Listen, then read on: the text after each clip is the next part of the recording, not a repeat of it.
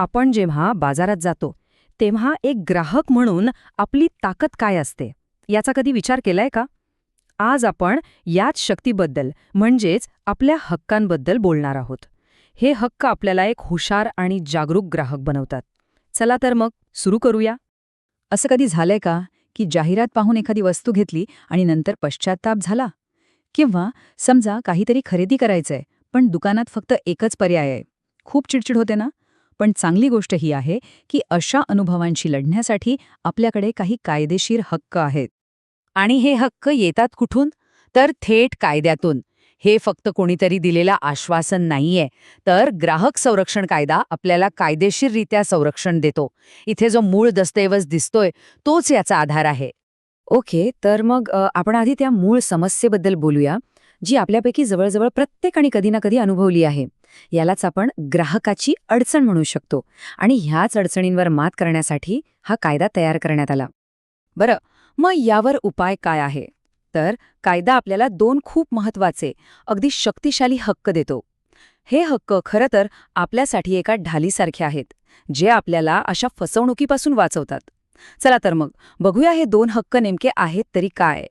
यातला पहिला आणि सगळ्यात महत्वाचा हक्क म्हणजे जाणून घेण्याचा हक्क, म्हणजेच माहितीची ताकद. कारण बघा, जोपर्यंत आपल्याकडे योग्य माहितीच नसेल तोपर्यंत आपण योग्य निर्णय कसा घेणार, बरोबर ना?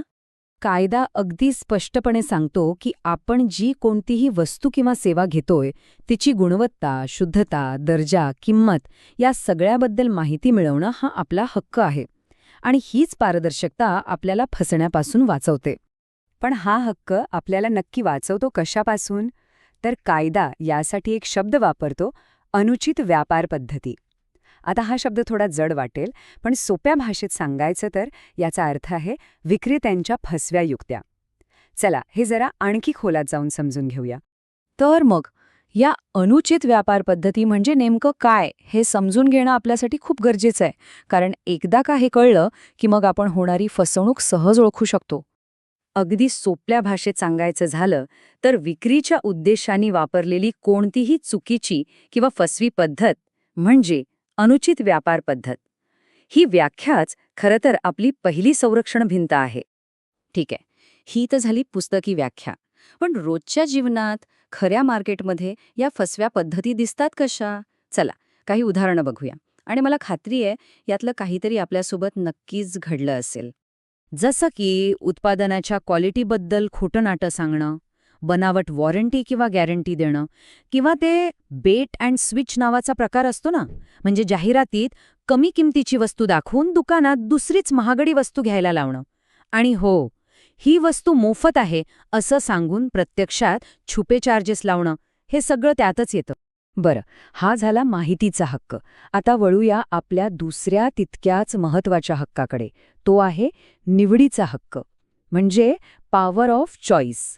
हा हक्क फक्त माहिती देण्यापुरता नाही, तर बाजारात आपल्याला वेगवेगळे पर्याय मिळण्याबद्दल आहे. याचा अगदी सरळ आणि सोपा अर्थ आहे की आपल्याला स्पर्धात्मक किमतीत अनेक प्रकारच्या वस्तू आणि सेवा निवडण्याचा हक्क आहे. म्हणजे बाजारात मक्तेदारी नसावी. हा हक्क स्पर्धेला प्रोत्साहन देतो, जे आपल्यासाठी खूप महत्वाचं आहे. पण हे इतकं महत्वाचं का? कारण विचार करा, जेव्हा बाजारात स्पर्धा असते तेव्हा आपल्याला फायदा होतो. क्वालिटी चांगली मिळते, किमती नियंत्रणात राहतात. पण जिथे पर्यायच नसतील तिथे काय होणार? तिथे ग्राहकांची पिळवणूक होण्याची शक्यता खूप वाढते. कायद्यातलं हे वाक्य बघा. यात म्हटलंय की एखादा दुकानदार ग्राहकांना फक्त एकाच प्रकारच्या वस्तू घ्यायला भाग पाडतोय, ज्यामुळे त्यांच्याकडे दुसरा पर्यायच उरत नाही. विचार करा, हे तर सरळ सरळ आपल्या निवडीच्या स्वातंत्र्यावर गदा आणण्यासारखं आहे. इथे फरक अगदी स्पष्ट दिसतोय. एका बाजूला आहे स्पर्धात्मक बाजार, जिथे वस्तूंची विविधता आहे, योग्य किमती आहेत आणि आपल्या निवडीला महत्त्व आहे. आणि दुसऱ्या बाजूला मर्यादित पर्याय, मनमानी किमती आणि आपली निवडच काढून घेतली जाते. आपल्याला कुठला बाजार हवाय हे आता आपणच ठरवायचं. तर आत्तापर्यंत आपण दोन खूप महत्वाचे हक्क पाहिले, माहितीचा हक्क आणि निवडीचा हक्क. पण फक्त हे माहिती असून भागत नाही. खरा प्रश्न हा आहे की ह्या ज्ञानाचा वापर आपण आपल्या संरक्षणासाठी कसा करायचा? यात फक्त दोन सोप्या पायऱ्या आहेत, ज्या आपण लक्षात ठेवल्या पाहिजेत. पहिली पायरी, माहितीवर प्रश्न विचारा. म्हणजे जाहिराती आणि दावे जसेच्या तसे स्वीकारू नका. आणि दुसरी पायरी, आपल्या निवडीचा हक्क मागा. म्हणजे अशाच बाजारपेठांना आणि दुकानांना पाठिंबा द्या जिथे आपल्याला पर्याय मिळतात. एक गोष्ट नेहमी लक्षात ठेवायला हवी, हे हक्क म्हणजे फक्त कायद्याच्या पुस्तकात लिहिलेला मजकूर नाहीये. ही आपली ताकद आहे. बाजारात वावरताना ही आपली ढाल आहे, आपलं हत्यार आहे. आणि हेच आपल्याला एक जागरूक आणि शक्तिशाली ग्राहक बनवतं. आणि जाता जाता एक प्रश्न आपल्या सगळ्यांसाठी. आज ही माहिती मिळाल्यानंतर यापुढे खरेदी करताना आपल्या दृष्टिकोनात काय बदल होईल? नक्की विचार करा, कारण लक्षात ठेवा, एक जागरूक ग्राहकच खऱ्या अर्थाने एक शक्तिशाली ग्राहक असतो.